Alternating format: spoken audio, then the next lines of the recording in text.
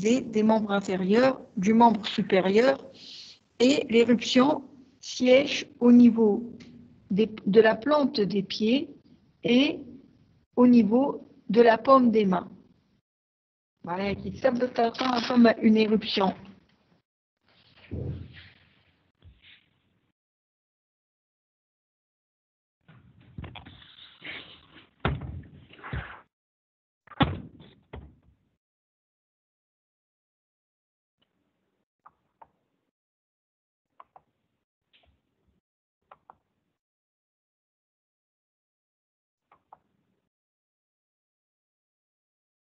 Voilà, je ne sais pas si vous voyez mieux. Donc, il y a des points au niveau de la plante des pieds, une éruption. D'accord.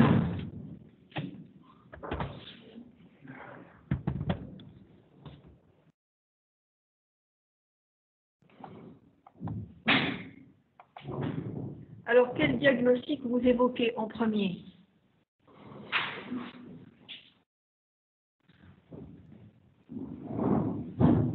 Alors, 20 ans, il habite Fiséoïd-Sousa. Il consulte au mois d'août. Il y a une fièvre et des céphalées qui évoluent depuis 5 jours. Puis, apparition de cette éruption cutanée qui est généralisée, qui touche la paume et plante des pieds et qui épargne le visage. Dès que تقرأ الكرات على infectieuse, ça saute, معناها. Fièvre boutonneuse méditerranéenne. FBM, fièvre boutonneuse méditerranéenne. Boutonneuse parce que ça donne comme des boutons. Méditerranéenne parce que elle siège, l'agent siège au niveau du pourtour méditerranéen. Alors, deuxième question, quels sont les éléments de l'anamnèse et de l'examen physique que vous recherchez?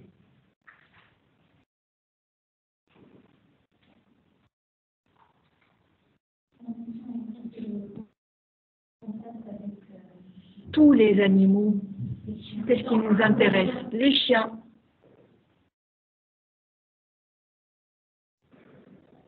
Quoi d'autre?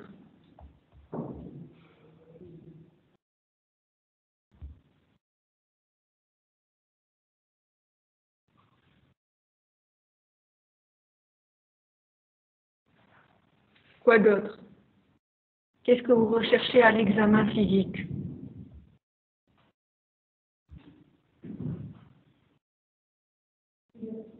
Alors, Elige,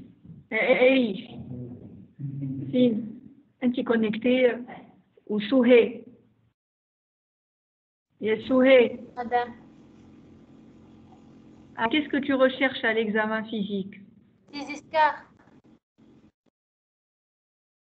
Des escarres, mouche des escarres, comme une seule escarre. C'est l'escarre d'inoculation où la tique du chien a mordu. Mouche les escarres. Ce n'est pas les escarres de l'alitement chez une personne âgée qui est alitée. Non, c'est l'escarre d'inoculation où il y a eu l'inoculation.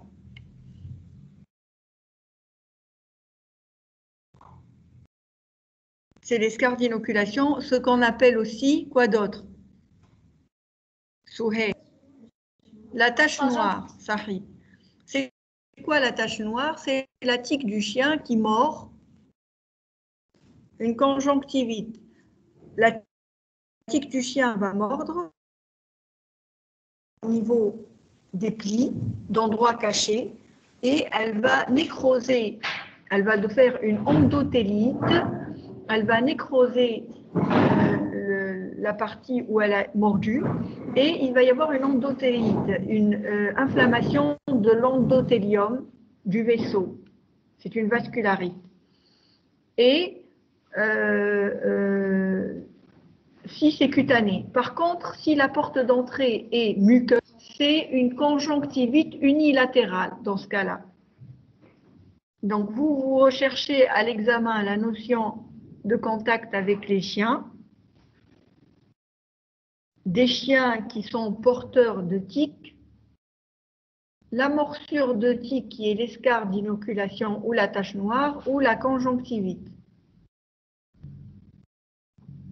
Ça va, Sohé, vous arrivez à voir les diapos? Oui, madame.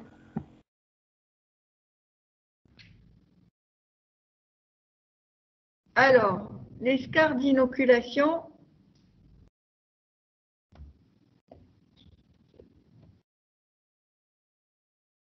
on l'a retrouvé au niveau de la cuisse. D'accord? On a retrouvé l'escarre d'inoculation au niveau de la cuisse.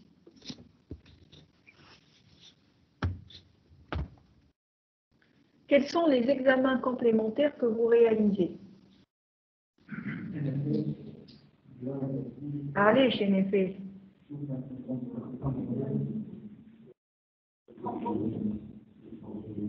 À la recherche d'une thrombopénie. B.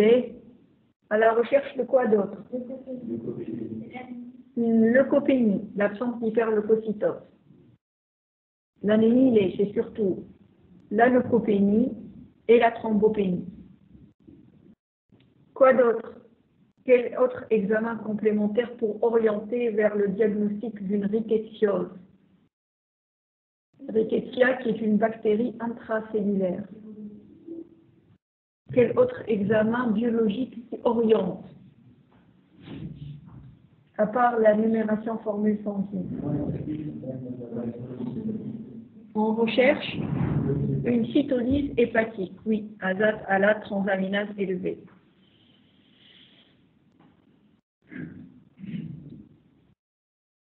Quoi d'autre? Une hyponatrémie. On peut avoir une hyponatrémie.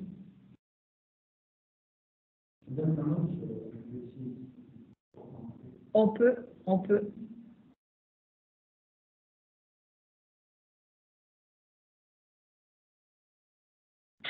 Alors, les autres examens qu'on demande, il y a des examens qui orientent et des examens qui confirment le diagnostic. Comment confirmer le diagnostic? La sérologie Rickettsia. Donc, on fera une numération à la recherche d'une thrombopénie, l'absence d'hyperleucocytose, voire la leucopénie, les transaminases à la recherche d'une cytolyse, l'ionogramme sanguin à la recherche d'une hyponatrémie, recherche d'une insuffisance rénale qui est un signe de gravité. Quel examen complémentaire de première intention vous demandez pour confirmer le diagnostic? La sérologie. Sérologie des rickettsioses. Oui. Alors, allez. Il y a que des PCR qui existent, c'est pas courant d'avoir une PCR dans notre laboratoire.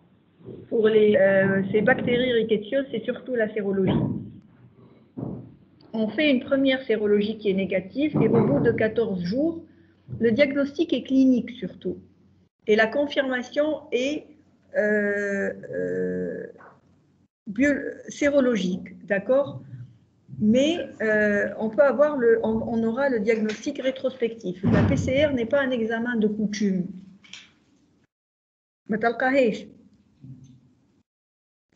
Quelle antibiothérapie de première intention vous prescrivez? Amoxicilline. Qui dit autre chose?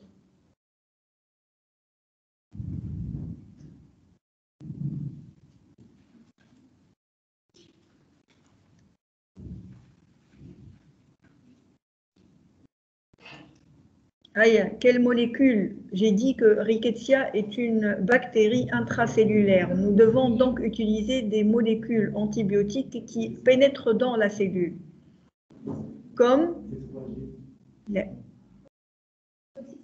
la doxycycline.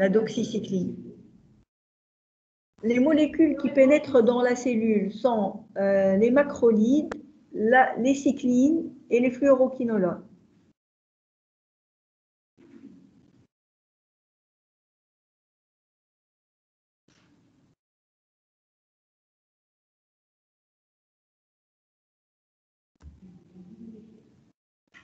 Pendant quelle durée? 5 à 7 jours ou jusqu'à 2 jours après la pyrexie. Skenwell apéritique au bout de 2 jours, 10 ou 2 jours où tu arrêtes. Doxycycline 200 mg par jour.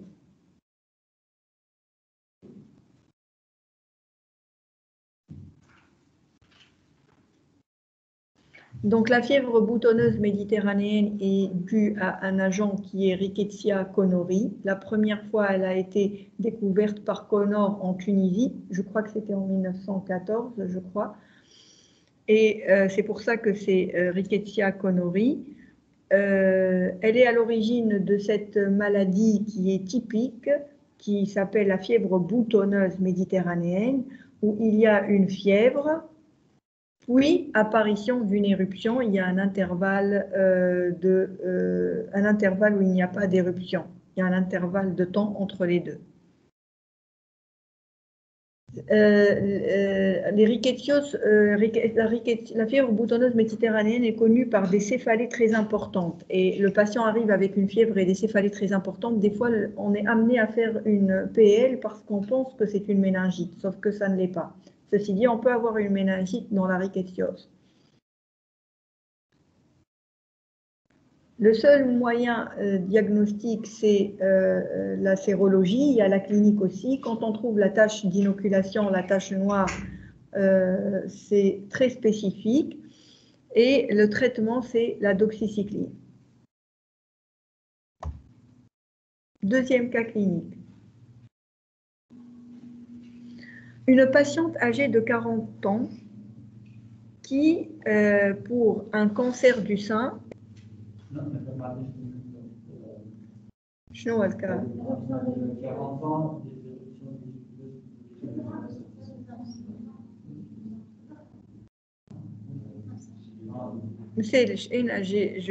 j'ai transformé le cas, j'ai des diapositives, donc la phrase ne peut ne pas être formulée comme vous l'avez.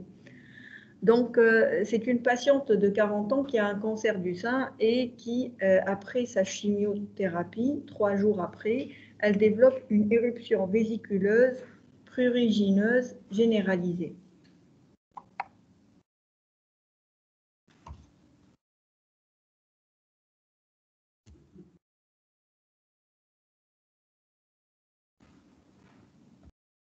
Voilà.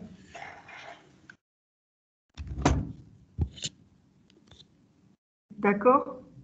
Donc, c'est une éruption vésiculeuse généralisée qui touche aussi bien le cuir chevelu que le visage, que le tronc, que les membres. D'accord? Et c'est prurigineux.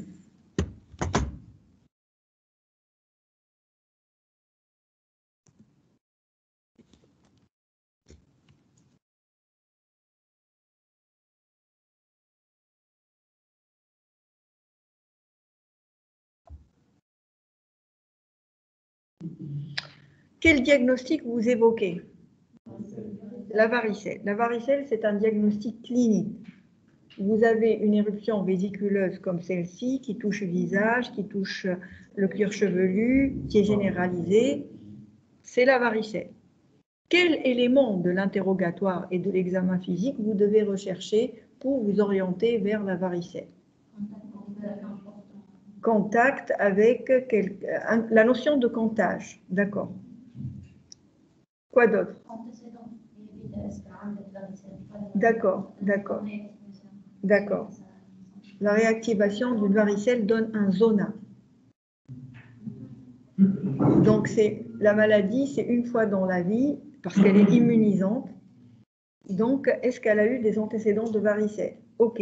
Quoi d'autre?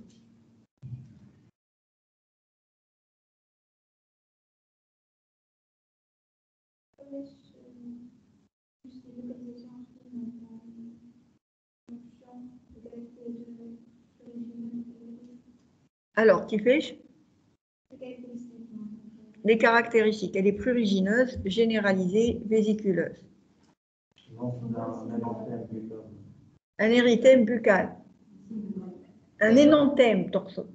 Un énanthème, oui.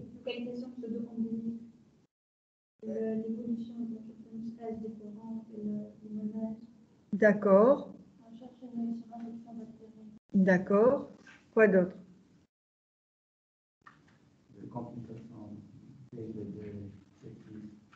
Les complications d'une varicelle, c'est quoi?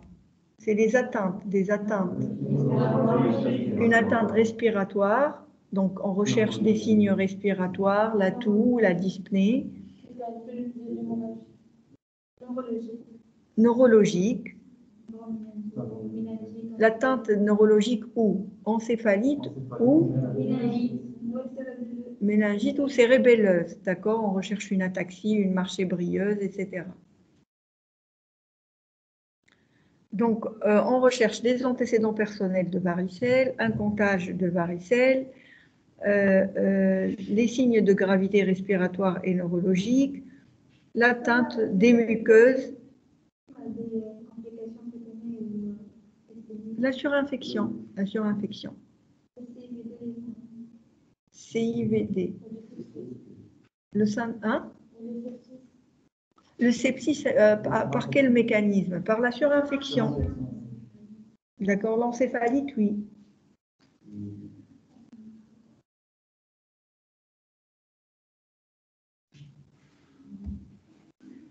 La patiente se plaint de toux et de dyspnée depuis 24 heures. À l'examen, la fréquence respiratoire est à 26. Elle présente des râles crépitants au niveau des deux champs pulmonaires et à la radiothorax.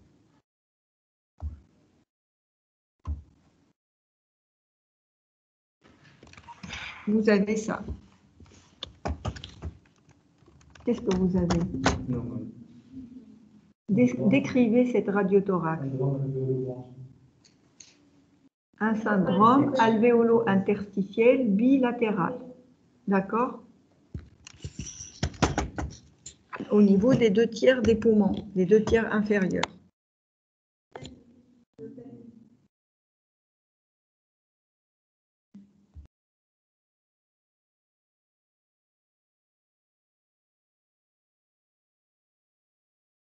C'est plutôt interstitiel, c'est des nodules.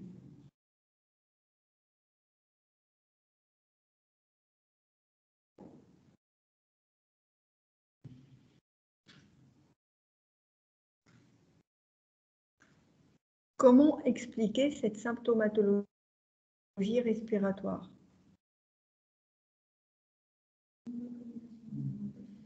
C'est une complication de la varicelle. C'est la pneumopathie varicelleuse. D'accord? C'est l'atteinte des pneumocytes par le virus. Quelle est votre prise en charge pour cette patiente? La cyclovir. Déjà, le fait que la varicelle survienne chez un adulte, c'est une forme grave. Plus elle va survenir chez un patient avec complication d'une pneumopathie, c'est encore plus grave. Donc, acyclovir, mesure de la saturation, oxygénothérapie, réhydratation, antihistaminique, c'est bien, soins locaux pour éviter la surinfection, éviter les AINS et les corticoïdes. Non, mais fasciite nécrosante. Fasciite nécrosante, c'est les dermo-hypodermiques. Là, c'est le syndrome de Rey. Avec une insuffisance rénale. Schnoa? Hein?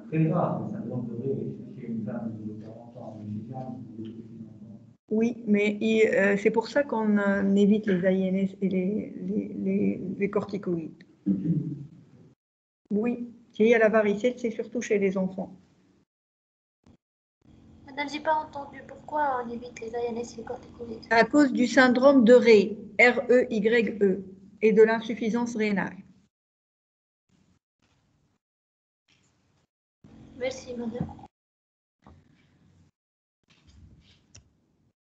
Alors, acyclovir intraveineux, oxygénothérapie, réhydratation, paracétamol, antihistaminique et soins locaux.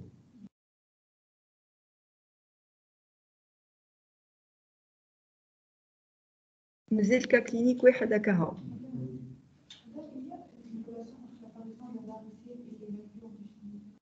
Oui, la varicelle est survenue chez une patiente immunodéprimée par son cancer et par la chimiothérapie. Oui, bien sûr, chez un adulte immunocompétent, c'est possible. Mais bien sûr, elle survient plus chez les immunodéprimés. C'est pour ça qu'elle est généralisée et chez un adulte, parce qu'il est immunodéprimé.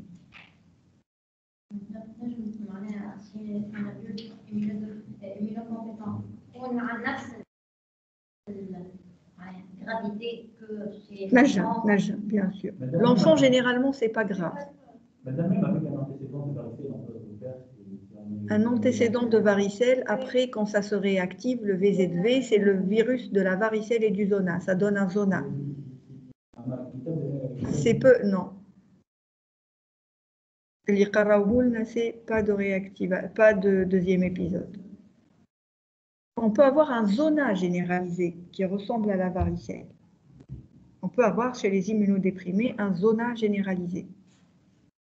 C'est le même traitement, la cyclovir.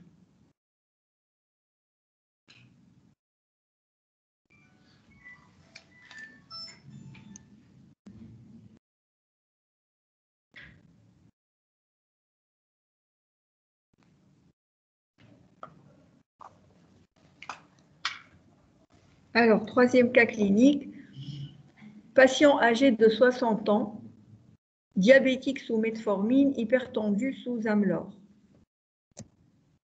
Hospitalisé pour érysipèle du membre inférieur droit. Il est traité par pénicilline G avec une bonne évolution. À J8 d'hospitalisation, il présente une éruption cutanée généralisée. Quelles sont les caractéristiques sémiologiques de cette éruption et les signes associés à rechercher?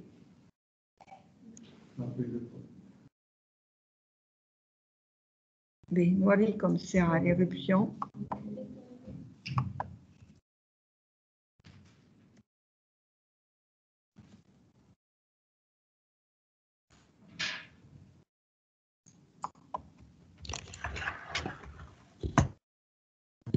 C'est une éruption comme ça.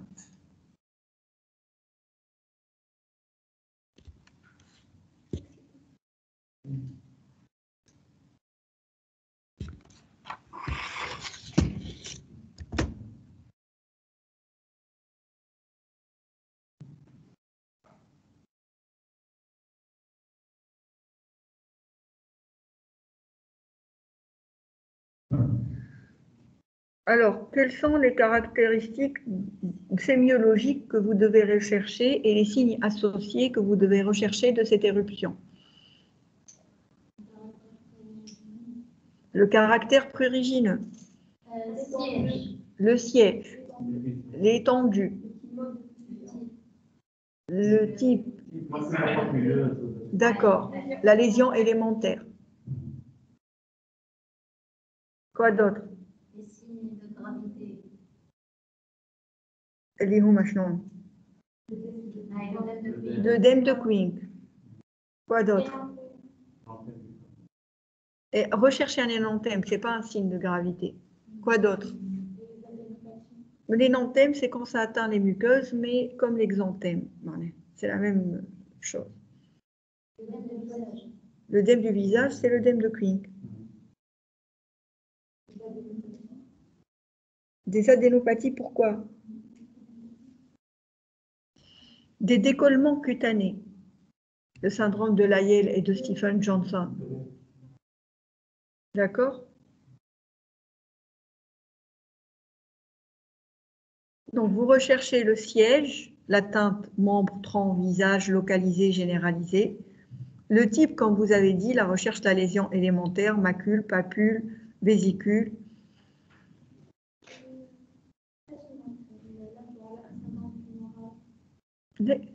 Allez. Là où j'aime, dans le cas de ça, pourquoi? Tu penses à quoi? C'est quoi le diagnostic? Une toxidermie, pourquoi tu vas avoir un syndrome tumoral? Quand tu recherches quelque chose, c'est que tu as derrière la tête un diagnostic.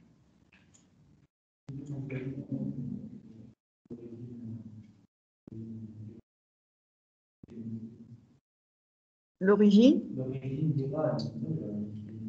Oui, oui, vous recherchez, mais dans ce cas-là, c'est un patient qui a été traité par un traitement qui est pourvoyeur de toxidermie, surtout à J8, qui est la pénicilline, et la pénicilline, c'est une bêta-lactamine.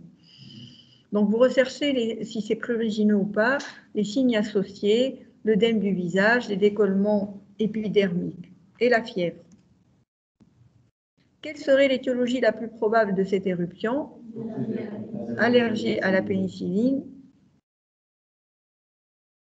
Quelle est votre conduite? Arrêter la pénicilline G et mettre quel traitement? Allergie à la pénicilline G, dermo-hypodermite, on met, si on a besoin d'un traitement IV, la clindamycine. Si on a besoin d'un traitement oral, c'est la pristinamycine. C'est des apparentés aux macrolides qui visent aussi bien les cocci-agrim+, streptocoque, staphylocoque, que les anaérobes. Vous faites une numération formule sanguine à la recherche d'une hyperéosinophilie qui se voit lors de toxidermie, des allergies médicamenteuses. L'atteinte des lignées, une cytopénie, parce qu'on peut avoir une diminution des blancs, des rouges et des plaquettes avec les bêta-lactamines. Une insuffisance rénale, la cytolyse, à la recherche du DRESS syndrome. Le DRESS syndrome, c'est une atteinte systémique généralisée, systémique, alors DRESS, 2S, systémique syndrome, hyperéosinophilie, rénal, je ne sais plus si c'est disease.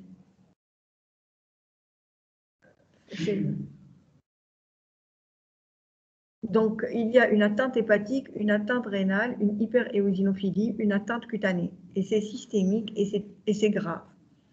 Ça doit être recherché. Alors, qu'est-ce que vous faites par la suite, une fois le malade est mis sortant? Il ne faut pas oublier de l'adresser pour une enquête de pharmacovigilance à la recherche de vraiment une allergie à la pénicilline G. Ils vont introduire la pénicilline et voir ce qui se passe en faisant des tests cutanés d'allergie à la pénicilline. Si l'allergie se confirme, ils délivreront dans ce cas une carte au patient comme quoi il est allergique, allergie majeure ou mineure à la pénicilline. On a fini le dé en une demi-heure. Vous avez des questions? Par contre, la clindamycine, tu peux mettre la vancomycine. Mais la vancomycine, ça vise le staph métiaire, tu peux le garder et utiliser la clindamycine. C'est une bonne alternative.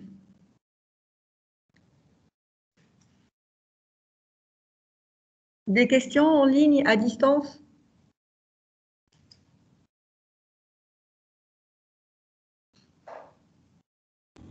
Non, madame.